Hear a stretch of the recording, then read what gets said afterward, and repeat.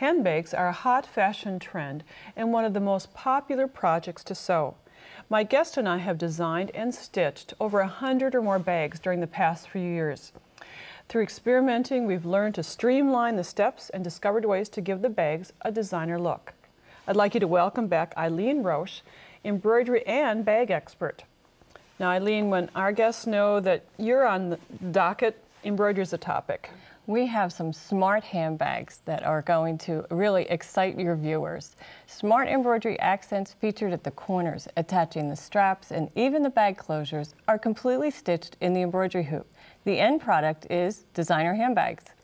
Designer handbags, that's what's coming up next on Sewing with Nancy.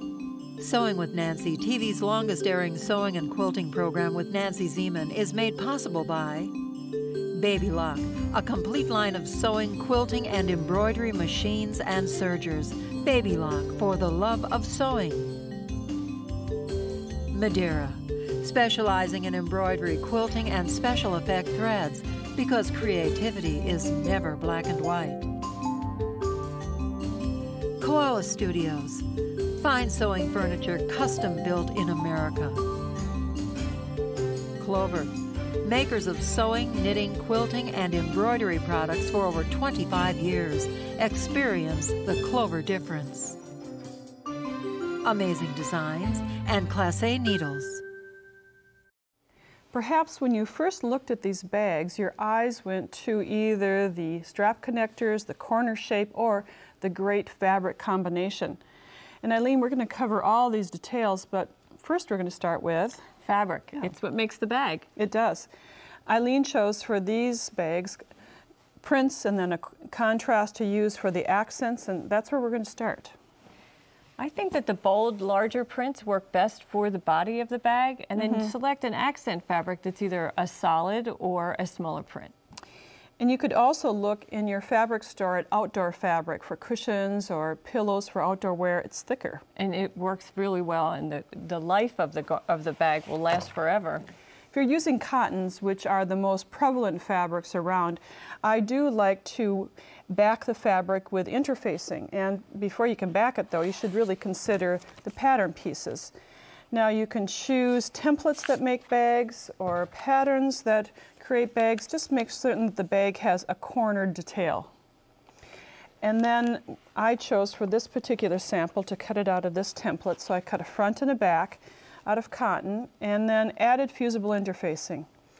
Just one layer of interfacing of many to come. That's right. It's the foundation that really creates the shape of the bag. We have 3 foundation suggestions for you, and they may be a little unique, especially this first one. I think you find this in the upholstery section of your fabric store. And it's called a headliner fabric, and it's used to reupholster cars because this is in the ceiling area of your car. And it's kind of a foam-backed fabric, so it's very interesting, soft, and yet it's got some body to it. If you don't have a fabric such as this, I like to use a combination of a canvas, cotton canvas, and a fleece, 2 together, or a craft interfacing that's stiff. You can see the stiffness. Really holds the shape, and pressing can form permanent creases. So then machine-based that inner stabilizer to your fabric. And then we proceed from there. Right. And one of the next steps is to think about straps. You have to make your straps before you add them to the bag, so that would be your next step. And you have several options here. This is a fusible interfacing perforated to make a strap. You press it to the interfacing. Here it's pressed.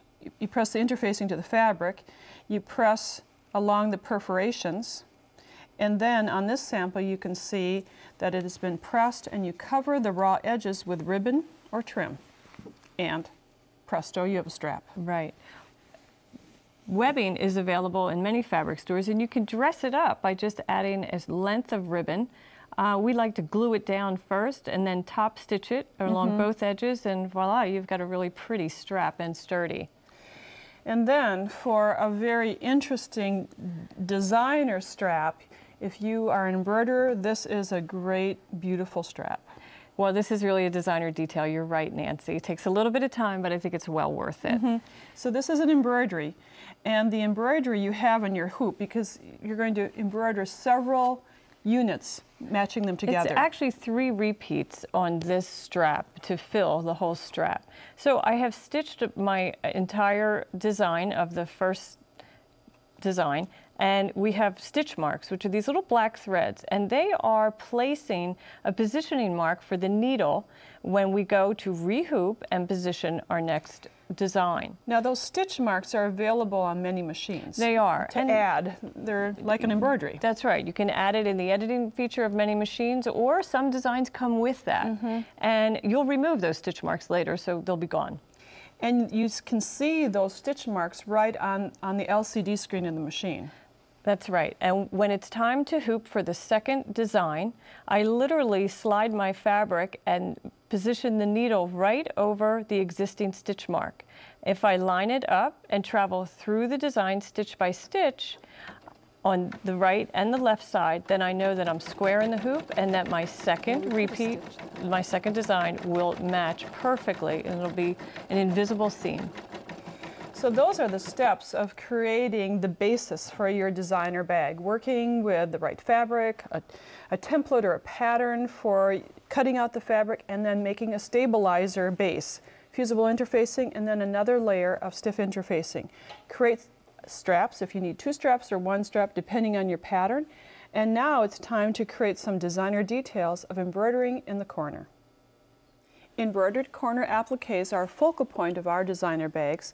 The applique designs create the shaping plus add style to the bag. In other words, it's a smart embroidery. Here are the steps of adding corner trims with your embroidery machine.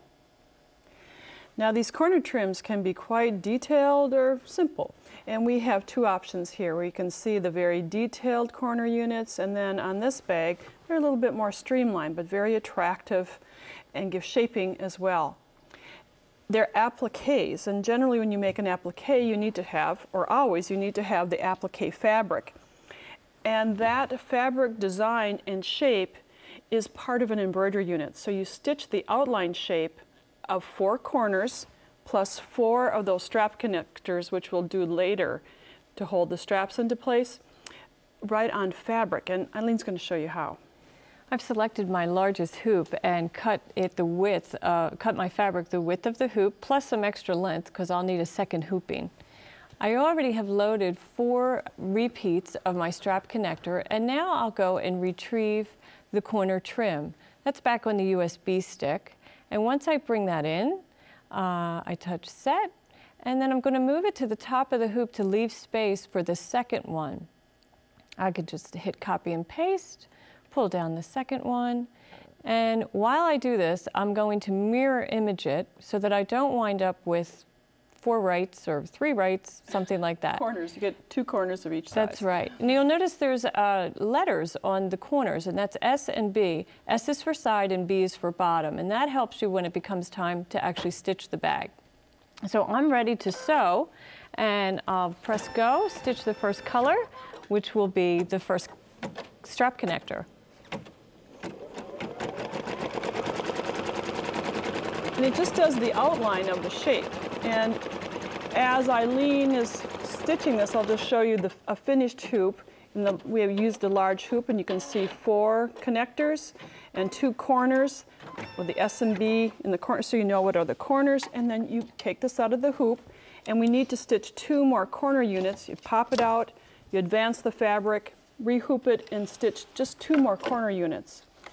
I think you get the idea of that if you work with an embroidery machine, and then cut, trim off the size. So this way you get just perfect shapes and sizes. Now, to create the unit, Eileen is going to be embroidering on the actual fabric and applying the applique. I've retrieved my corner trim design from the USB stick, and in fact, I've already stitched color 1, which is that right angle right on my stabilizer. And as I go into the second color, it's time to add my bag body. I'm using a water-activated adhesive tearaway stabilizer, so I'm just placing a little bit of water in the hoop, and then I'll position my fabric right on that outline. I want to make sure that the right corners are aligned, and I'll press go. I want to just make sure everything is nice and smooth. Now, Nancy, I call this hands-on embroidery. Sure. It's not hand embroidery, but you most certainly want to stay with your machine and stitch it. I mean, and hold the body, because this is a stiff interfacing and would have a tendency to want to pop out of the hoop. But once you have these couple stitches down, you can let go of the body of the bag. And it's stitching right now that corner, so that's we're going to use that as the shaping of it. That's what creates those perfect corners. All 4 corners will be identical, so you're going to have a perfectly square bottom on the bag. Now that this portion of the design is complete, this tells me where to lay down my applique fabric that we just prepared. So I'll position that in the hoop. And again, you know, you want to make sure everything is lined up, the outer edge is lined up. Now, I do focus more on the curve. You know, sometimes we don't trim absolutely perfectly, but this portion of the design is what is going to be visible on the bag. And it's aligning with your stitching. That's right, and it's stitching to stitching. So we'll lower the presser foot and travel on. I often find that using the eraser end of a pencil to hold my appliques in place during this process is very helpful, and it keeps my fingers out of harm's way. And we stitch this design, this color, and then after this it'll add the really pretty satin stitching and the decorative bean stitches, the run stitches in the middle. So you're getting it aligned so that the corner units can be sewn later on. They'll be exact. And so no matter what pattern you use or template you use, it works because this is so accurate. Digital files produce expectable results every single time. So you'll know what you're going to get before you even stitch it. While Eileen continues her embroidery, I want to point out that, you know, any embroidery that if you're using computerized embroidery, make sure that you use a lightweight bobbin thread for your machine, that you use, I like to use rayon thread in the needle, and then working with an embroidery needle so that the stitches are even and I don't have any breakage of stitches. So you do have to do a little preparation before you do the setup for the embroidery. You can walk away. When we were making the samples, we just walked away from the machine during some of these parts because now that large zigzag stitch that it's sewing is making a foundation for the satin stitch. And it's firmly holding the bag front into the hoop, so you don't have to worry at this point of it popping out. Of course, you know, things can happen, so it is always best to stay with your machine. But we did sneak away for a few minutes while it did the satin stitching. So I'm going to show you on the finished sample, made with a slightly different thread color, what the other remaining stitches will be. Right now, Eileen's sample is stitching the satin stitch along the edge, beautiful, even satin stitching. And then there are running stitches, just scoop little running stitches echoing the outer design. That important first stitch was a corner unit to give that gusset shape to the bag. And what you're going to do on all 4 corners of your bag is to trim along that stitching line, exactly along the stitching line, because what's going to happen after we show you how to assemble the bag, it's going to be sewn, and that's how the crisp corners will be formed. Smart embroideries are not just for bag corners. Add straps with applique strap connectors. There's no doubt where the straps and appliques will be positioned. The machine stitches out the exact location. It's easy to add designer touches when there's no guesswork in the sewing or the embroidery process. We take another quick look at the strap areas. We have options, and here's a rather simplified option, a more detailed option. We're going to show you a third one that's even faster, but all the processes are the same. So that, Eileen, maybe you'd like to walk them through the process. I've brought up this single scallop, this single strap connector design that you stitch in a 5x7 hoop. The first color is the placement guide, which is horizontal and vertical straight lines. You'll use that to place your bag in the hoop. And after stitching that on the tearaway stabilizer, you'll then go to the next color of the design, which is actually an outline of the applique and a square box that designates where the webbing or your end of the strap will go. After that stitches on the bag, you then place the end of the webbing right in that box and stitch the next color, which is the tack down of the webbing. Once that's complete, you lay your applique piece over the outline and tack down the applique piece, and then of course the beautiful stitches finish it. So the functional stitches come first. And the first functional stitch that I have is that placement line that's right on the stabilizer. And I'm going to place this on my table and then show you how you position the bag. Now I have a pin that is marked. I just folded my bag in half. Here's the center pin, and I will align it right at the horizontal mark. But before I do that on my stabilizer, I'm going to just activate it, just kind of a fun way, and then place the center pin at the vertical line and the top of the bag at the horizontal line, and give it a little press, hand press, more than a finger press. And then I would be ready to put this into my machine to do the embroidery. It sticks to the stabilizer. Eileen already has, using a larger hoop, she has the bag in place and has stitched the second design. You might want to point out that second design. And that is the square box that designates where the end of the strap goes, and also the outline of the applique section itself.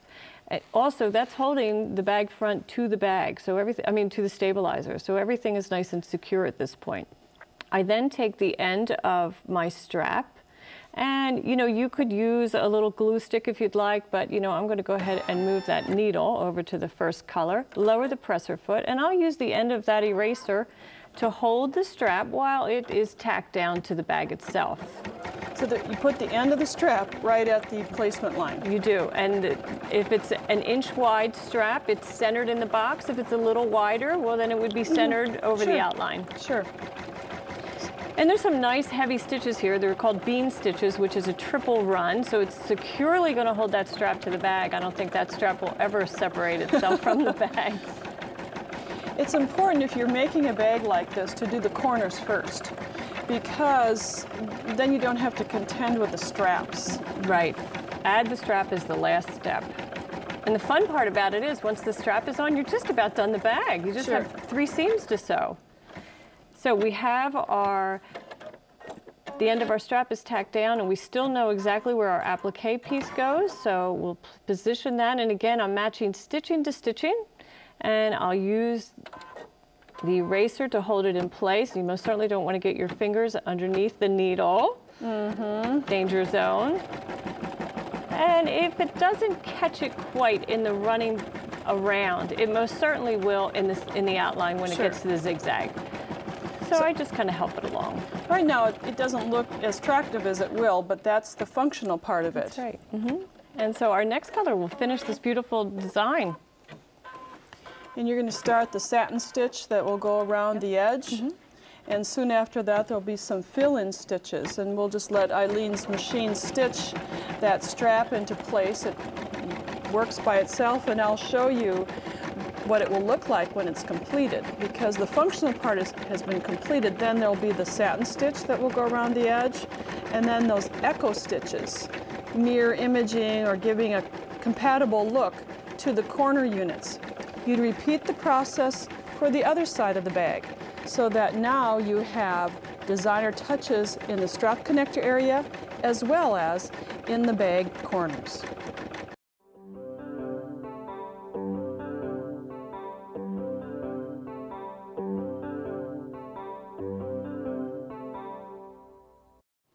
We spend a lot of time on Sewing with Nancy talking about sewing techniques or tips, often bypassing the history behind the fabric. Indigo fabrics and dyes have a rich history and continue to be part of many cultures. In South Africa, this fabric is known as shwe shwe. Elizabeth Schell with Marula Imports is originally from South Africa. She will inform us about this historic fabric. Elizabeth joins us via Skype. Elizabeth, how are you today? Hi Nancy, I'm very well, thanks. Thank you so much for having me today. I'm very excited to tell you and your viewers about the fabrics that I import from South Africa known as shwe shwe. In shwe shwe fabrics, I'm going to show our viewers a little bit about what shwe shwe prints look like. And I mentioned you can see some indigos, some reds, browns, blues, purples, and oranges. And they have a unique look. Give us a little bit, just what is shwe shwe fabric? Nancy, Shui Shui is 100% cotton fabrics. It's available in a wide variety of different prints and beautiful, vibrant colors. Indigo is probably the most popular color and by far the best selling also. Shui Shui is manufactured in South Africa by a company called Dagama Textiles. And when I'm handling this, well, the first thing I noticed that it's very stiff. Yes, the fabric comes heavily starched, and the reason for this is that the production process has remained much the same since the 19th century. Initially, the fabrics were starched to preserve them during the long shipping voyages across the ocean. Today, we identify authentic Shui Shui by the starchy feel and also by the back stamps on the back of the fabric. Now, the starch does wash out, so after washing, the fabric becomes beautifully soft, and it's really wonderful to work with. Here's a piece that I washed, and it really is very pliable, and really the color, you could just see when I washed it, it was just kind of starchy. So the water was starchy. And you mentioned the identifying features on the back. This is what I find fascinating. Why don't you tell us more about this, Elizabeth? Now we have it says 3 cats on the back of my fabric. Yes, the Shui Shui trademarks are authenticated by the back stamps on the back of the fabric. So there are 4 different ranges that you'd want to look for. 3 cats is one of them. Then there's 3 leopards. There's a Toto 6-star, and more recently, the new Coral Tree range is called Coral Tree Quilting. And users are very skilled at identifying authentic Shui Shui by touch, smell, by taste, and also identifying the appropriate back stamps. This is just to make sure that they're buying an authentic Shui Shui and not a reproduction of fake cloth. You know, it's not as wide as the fabrics we're accustomed to working with, maybe like a cotton fabric. It's not 45 inches wide, it's 36 inches wide. So that has to do with the production. Give us a little hint how Shui Shui is produced. Shui Shui is a discharge printed cotton fabric. And what this means is that the cotton is dyed using a synthetic dye. Then it is passed underneath copper rollers which have intricate patterns etched onto the surface. A weak acid solution seeps through the copper rollers onto the fabric, and this results in the beautiful prints that you see. Now the rollers are only 36 inches wide, which explains to us why Shui Shui is only 36 inches wide. Those rollers are so beautiful. Just those placed next to each other, they really show the beauty that is then transferred to the fabric. Now, Shui Shui obviously means something. It has a terminology. Give us a little history of that term. Well, there are 2 popular explanations where the word Shui Shui derived its meaning from. And the first is that Shui Shui derived its meaning after French missionaries presented the king of Basutu, whose name was King Moshushu, with the gift of indigo printed fabric in the 1840s. This established a cloth preference amongst the people which still prevails today. The second explanation is that the word Shui Shui comes from the sound that the fabric makes when the women wear it in their clothing. Their skirts make a swishing sound, hence the name Shui Shui. Personally, I like the second explanation, the base. Yes, I like that explanation too. The colors are beautiful, and you know, in our country, in the United States, we could use them for traditional African costuming, or you sent me this really attractive quilt. Yes, Shui Shui can really be used for anything that you would normally use an 100% cotton for. It is 100% cotton fabric, so you can mix it in with other cottons too.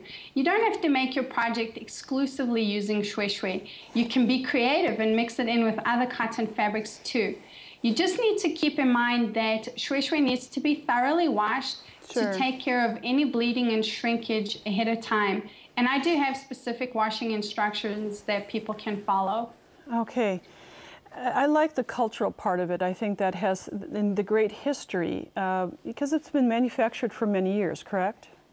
That is correct. It's been manufactured since the 19th century. So, long time. Well, thank you for joining us, Elizabeth, and telling us about Shui Shui fabrics. And, you know, if we're thinking of some projects for us to work with, this is really kind of an interesting thing to incorporate. I appreciate your help. Thank you for joining us. Thank you, Nancy. Appreciate the opportunity. For more information on Shway Shway fabric, please check out our website, nancyzieman.com, where you'll find everything related to Sewing with Nancy. The current 52 shows are available for you to watch online. All Nancy's Corner guests and topics are listed, and you'll find more sewing and quilting information when you read my blog. Thanks to Eileen Roche for being with us for our first program of designer handbags. We'll be back next time for its follow-up program. Bye for now. Nancy and Eileen have prepared a CD entitled Designer Handbags that includes the instructions, designer techniques, and embroideries for the bags featured in this two-part series. For ordering information, call 800-336-8373 or visit our website at sewingwithnancy.com/2517. Order item number CD00800, Designer Handbags.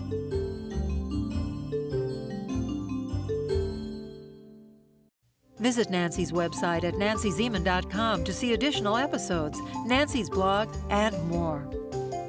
Sewing with Nancy, TV's longest-airing sewing and quilting program with Nancy Zieman, has been brought to you by Baby Lock, Madeira Threads, Koala Studios, Clover, Amazing Designs, and Class A Needles. Closed captioning funding provided by Rowenta.